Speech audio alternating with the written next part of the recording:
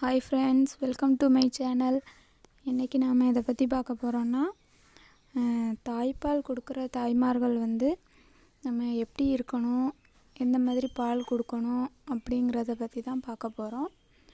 இப்போ நம்ம குழந்தைக்கு தாய்ப்பால் கொடுக்கும்போது எப்படி கொடுக்கணும், என்னவெல்லாம் செய்யணும் அப்படிங்கிறத பற்றி சொல்கிறேன்.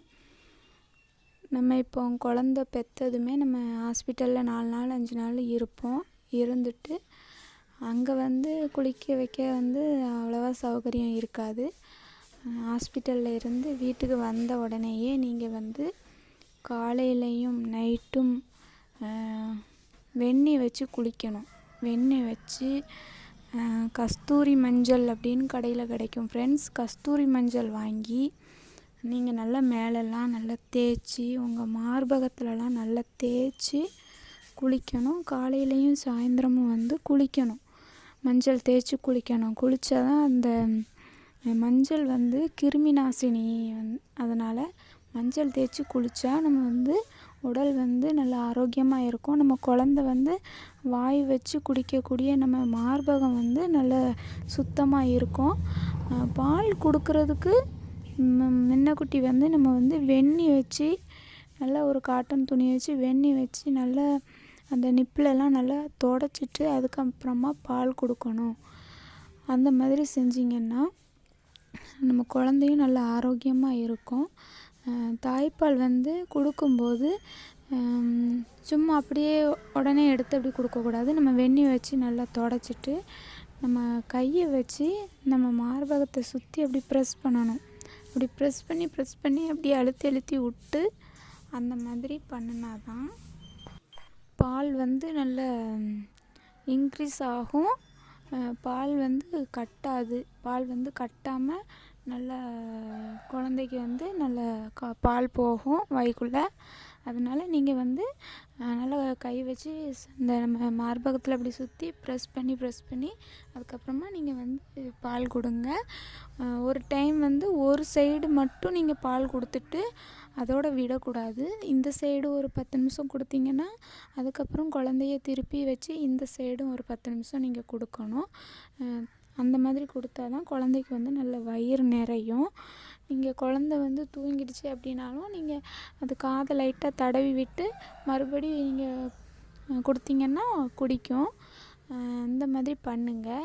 அதே போல் குழந்தைய ரொம்ப மடியில் வச்சுட்டு ரொம்ப குனிஞ்சு இருந்துட்டு அந்த மாதிரியெல்லாம் நீங்கள் பால் கொடுக்கக்கூடாது. ஒரு தலகாணி எடுத்துக்கோங்க. எடுத்து நம்ம மடியில் வச்சுட்டு அதுக்கப்புறமா அந்த தலகாணி மேலே நம்ம குழந்தைய வச்சுட்டு அதுக்கப்புறமா பால் கொடுங்க. அந்த மாதிரி இருந்தால் குழந்தைக்கும் நல்ல சௌகரியமாக இருக்கும், உங்களுக்கும் நல்ல ஒரு சௌகரியமாக இருக்கும். இந்த மாதிரி பண்ணுங்கள் ஃப்ரெண்ட்ஸ். அதுக்கப்புறம் பார்த்திங்கன்னா நம்ம குழந்தைக்கு பால் கொடுத்து முடித்ததும் அப்படியே நம்ம எடுத்து தொட்டில்லையோ இல்லை பெட்லேயோ அப்படியே நம்ம தூங்க வைக்கக்கூடாது. குழந்த தூங்கிக்கிட்டு இருந்தாலுமே நம்ம பால் கொடுத்து குழந்தைய எடுத்து நம்ம ஷோல்டரில் போட்டு நல்லா தடவி விடணும். நல்லா முதுகில் அப்படியே லேசாக தடவி விட்டிங்கன்னா அந்த பால் நல்லா கீழே இறங்கிரும், ஏப்பம் விடும் குழந்த. அதுக்கப்புறமா நீங்கள் தூங்க வைக்கணும். இதை ரெகுலராக நீங்கள் கடைப்பிடிக்கணும் ஃப்ரெண்ட்ஸ். அதுக்கப்புறமா ஒரு முக்கியமான விஷயம் நான் சொல்கிறேன். நீங்கள் பால் கொடுக்குறதுக்கு இப்போ நைட்டெல்லாம் குழந்த நைட்டெல்லாம் குழந்த அழுது நம்மளுக்கு வேறு வயிறெல்லாம் பெயினாக இருக்குது, நம்மளால் எந்திரிக்க முடியலை, குழந்த அப்படியே குடிச்சிட்டு தூங்கட்டும் அப்படின்ட்டு மட்டும் ஃப்ரெண்ட்ஸ் நீங்கள் படுக்க வச்சு மட்டும் பால் கொடுக்கவே கொடுக்காதீங்க. அது ரொம்ப ஒரு ஆபத்தான ஒரு விஷயம்.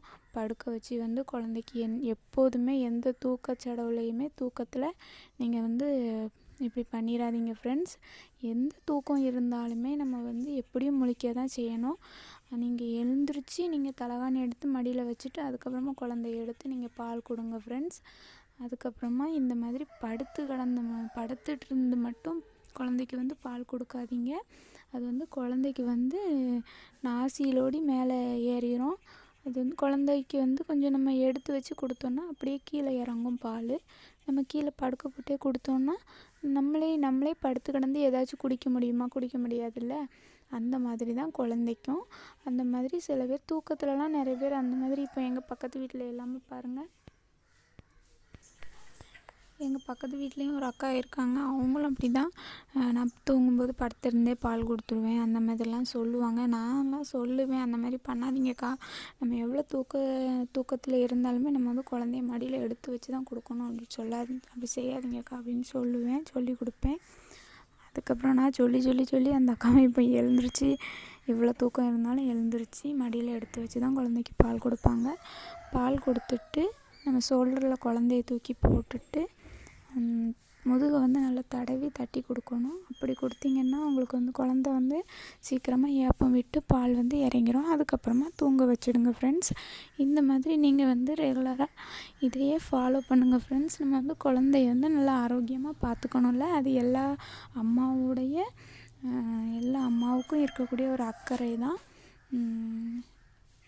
இந்த பதிவு வந்து உங்களுக்கு பிடிச்சிருந்துச்சுன்னா லைக் பண்ணுங்கள், ஷேர் பண்ணுங்கள், மறக்காமல் சப்ஸ்கிரைப் பண்ணுங்கள் ஃப்ரெண்ட்ஸ். சப்ஸ்கிரைப் பண்ணுங்கள்.